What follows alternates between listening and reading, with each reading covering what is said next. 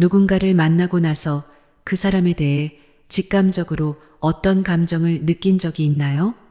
그런 감정을 말로 표현하기 어려울 때가 있습니다. 그 이유는 당신이 사람들을 인식하는 예술의 세계에 진입하고 있다는 것이며, 이 예술은 사회적 상호작용을 탐색하고 잠재적인 문제를 피하며 더 의미 있는 관계를 구축하는 데 큰 도움이 될 수 있는 기술입니다. 이 영상에서는 여러분에게 이 신기로운 주제에 대해 깊이 파고들어 볼 것이며, 신호, 신체, 언어 등을 해독하는 데 능숙해지도록 도와줄 심리적 기술이 있습니다. 그러니 인간 행동의 복잡성을 해독하기 위한 심리학적 기술을 알아보겠습니다. 첫인상은 정말 중요하다는 오래된 속담을 들어보셨을 것입니다. 모든 것은 그 첫 악수로 시작됩니다. 단단하고 자신감 있는 악수는 자신감을 나타내며, 약한 악수는 소심함이나 자신감 부족을 시사할 수 있습니다. 하지만 악수에 관한 것 이상이 있습니다. 악수를 나누는 동안 상대방이 눈을 보는지 주목하십시오. 눈을 피하는 것은 관심 부족, 소심함 또는 심지어 부정직함을 시사할 수 있습니다. 단순한 악수가 여러분의 인식을 형성하고 그 이후의 상호작용을 위한 토대를 마련하는 데 중요한 역할을 합니다. 다음번에 악수를 나눌 때 이러한 통찰력을 머릿속에 담아두십시오.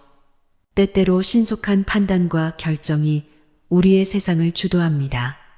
첫인상의 힘은 과소평가할 수 없습니다. 누군가와의 첫 만남은 우리의 미래 상호작용을 위한 토대를 마련합니다.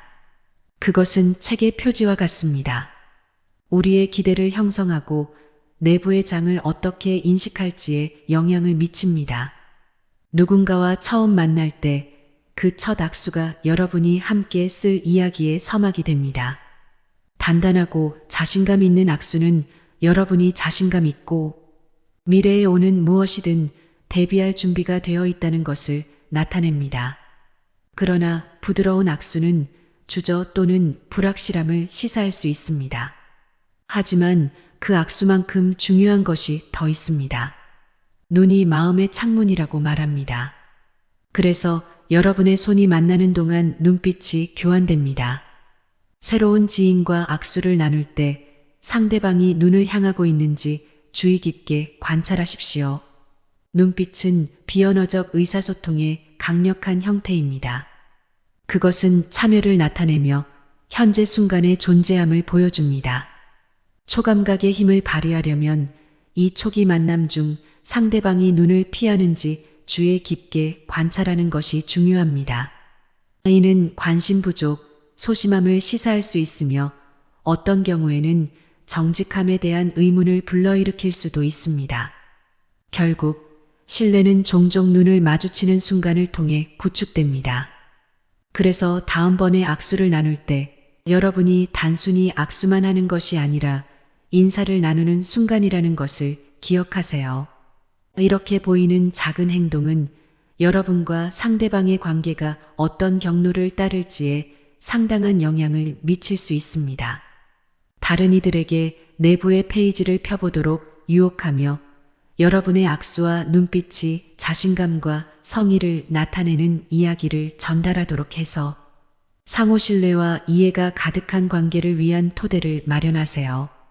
대화 중에 상대방의 제스처와 신체 언어에 담긴 숨겨진 메시지를 해석하려고 노력한 적이 있나요? 이러한 표현되지 않은 신호는 종종 말로 표현하기 어려운 감정과 생각을 드러내는 보물 상자가 될 수 있습니다. 비언어적 의사소통의 세계를 이해하는 이 여정에서 우리는 팔짱을 교차하는 의미, 눈에 감춰진 비밀, 그리고 흥분을 해독하는 예술에 대한 중요성을 탐구할 것입니다.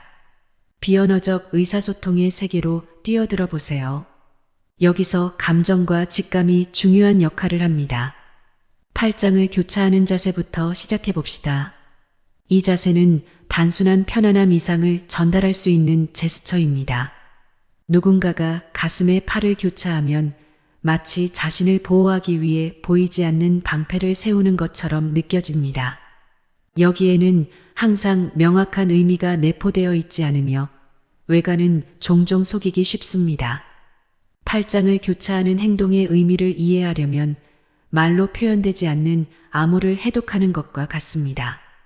이것은 개인적인 경계를 존중하고 누군가에게 공간을 언제 주어야 하는지 이해하는 데 도움이 됩니다.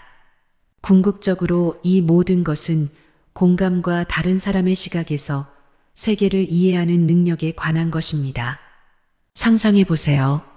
누군가와 대화 중에 있고 대화가 진행되면서 그들이 점차 팔짱을 교차하고 있는 모습입니다.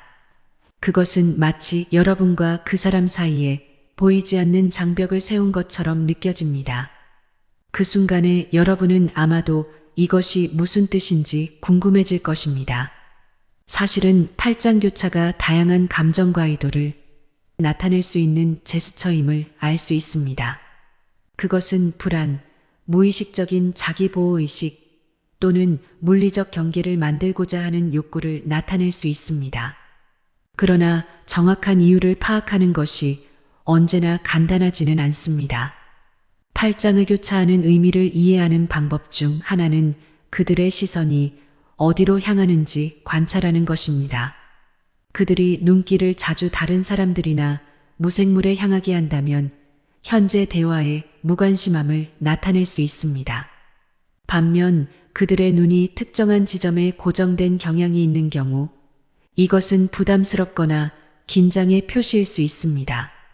어떤 상황에서 팔짱 교차를 해석하는 것은 무언어적 언어를 해독하는 것과 같습니다. 이것은 표면 아래에서 무슨 일이 일어나고 있는지 파악하기 위해 미묘한 신호를 인식하는 것입니다. 비언어적 신호에 더 민감해질수록 다양한 사회적 상호작용을 더 잘 이해하고 공감하게 될 것입니다. 눈이 마음의 창문이라고 말하는 이유를 아십니까? 그 이유가 분명하기 때문입니다. 우리 눈은 종종 말로 표현하기 어려운 감정과 생각을 전달할 능력이 있는데 그것은 종종 언어가 포착하기 어려운 것입니다. 누군가가 눈을 피하는 것은 마치 감춰진 책, 많은 이야기를 감추고 있는 것과 같습니다. 그들이 눈을 피할 때 이것이 무엇을 의미하며 어떻게 해석할 수 있을까요? 눈을 피하는 것은 미묘합니다. 눈을 피하는 행동은 다양한 감정과 의도를 나타낼 수 있습니다. 무관심에서 부끄러움까지 이 행동의 이유는 무지막지하게 다양할 수 있습니다. 이 동작의 정확한 동기를 파악하는 것이 어려운 부분입니다. 안목을 돌릴 때 그들의 눈길이 어디로 향하는지 관찰하는 것은 통찰력을 얻는 한 가지 방법입니다. 그들의 시선이 주변의 다른 사람들이나 무생물에 자주 향한다면 현재 대화에 무관심한 것일 수 있습니다. 반면 그들의 눈이 자주 바라보는 지점에 고정된다면 그것은 부끄러움이나 긴장의 표시일 수 있습니다. 마치 그들이 직접적인 눈길을 피하고 현재 순간의 강도에서 자신을 보호하려는 것처럼 보입니다. 상상해 보세요. 누군가와 대화 중에 있고 그들이 눈을 피합니다. 그들의 눈길이 창문, 벽에 걸린 시계 혹은 지나가는 사람들을 향하게 되는 것입니다. 그 순간에 여러분은 아마도 이것이 무엇을 의미하고자 하는 것인지 궁금해질 것입니다. 눈의 언어를 읽는 방법을 배우면 시선이 어디로 향하는지 뿐만 아니라 이동과 함께 전달되는 감정에 대한 것임을 알게 될 것입니다. 피하는 눈은 도주하려는 의지, 취약성을 감추려는 시도 또는 단순한 사생활 필요성을 나타낼 수 있습니다. 눈의 언어가 전달하는 무언어적 메시지를 이해하는 것은 비언어적 의사소통의 복잡한 세계를 해독하는 강력한 도구입니다. 이것은 다른 사람의 표현에서 펼쳐지는 무언어적 내러티브에 민감해지는 것입니다. 여러분의 연결과 공감 능력을 풍부하게 만들어주는 과정입니다. 대화 중에 상대방이 손을 틀거나 자세를 조절하는 것을 지켜봤던 적이 있나요? 흥분은 종종 오해되지만 이것은 고유한 언어입니다. 대중적인 신념과는 달리 이것은 항상 무관심을 나타내는 것이 아닙니다. 많은 경우에 이것은 불안이나 사회적 불편함과 같은 감정에서 나오는 것입니다. 그래서 대화 중에 누군가가 흥분하는 것을 관찰하게 되면 이것은 불확실성을 다루는 방법이거나 그들이 불안해하는 주제를 토론하는 방법일 수 있습니다. 흥분의 복잡한 세계로 깊이 파고들기 전에 이것을 분명히 해봅시다. 흥분은 항상 지루함이나 무관심을 나타내는 것은 아닙니다. 이것은 불안이나 불편감과 같은 다양한 감정에 대한 반응이며 이러한 감정을 말로 표현하기 어려운 경우가 많습니다. 이러한 행동은 그들의 침묵한 언어일 수 있으며 주어진 상황의 불확실성을 다루는 방법입니다. 누군가와 대화 중에 있고 그들이 두근거리는 움직임을 주목합니다.